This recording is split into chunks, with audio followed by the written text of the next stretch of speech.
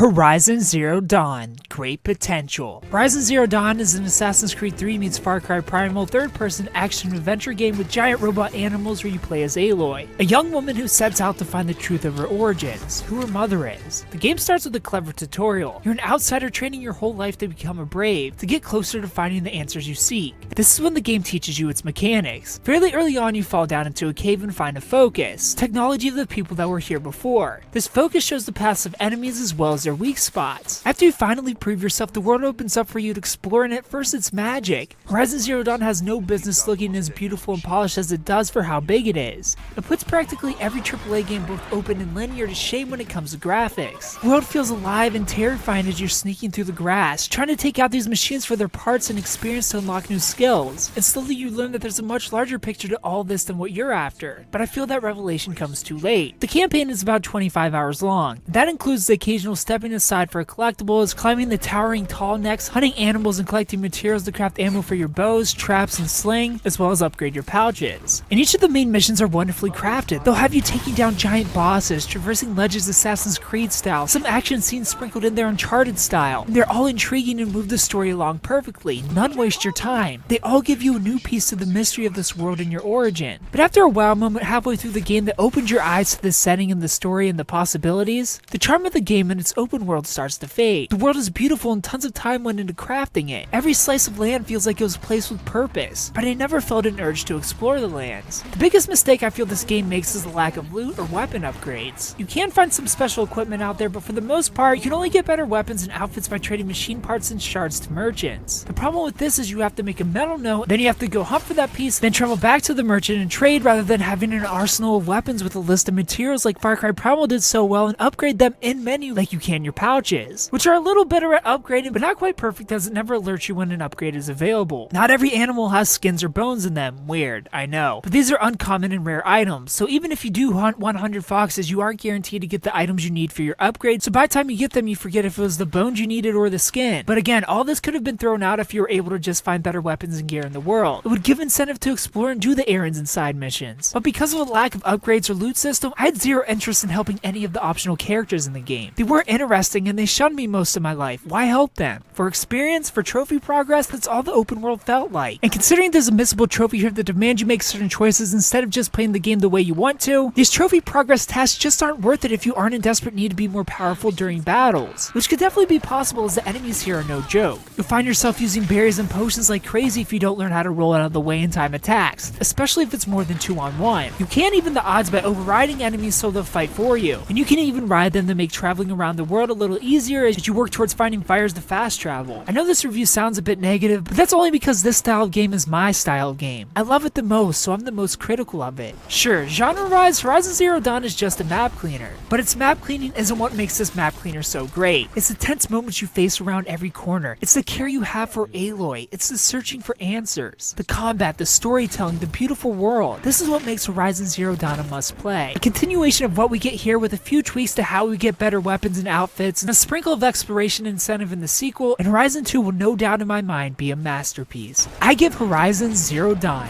a 9 out of 10. If you played Horizon Zero Dawn, tell me what you thought about it down in the comment section below. If you haven't played it, tell me if you plan on picking it up. Thumbs up. If you liked the video, subscribe if you're new to the channel, and thanks for watching.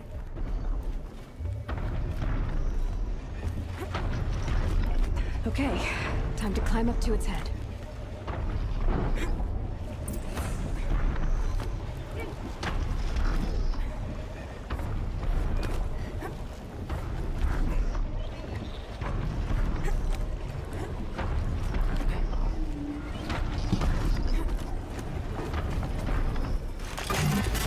Just a little longer, and I'll leave you to your wandering.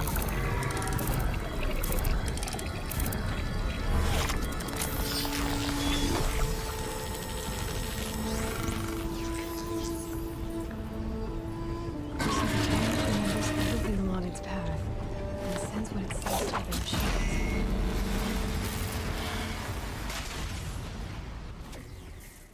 This review was made possible with GameFly. If you want to try this game or any other game imaginable, you can do so for free for an entire month by using the link in the description. Free shipping, no late fees. Thanks for watching.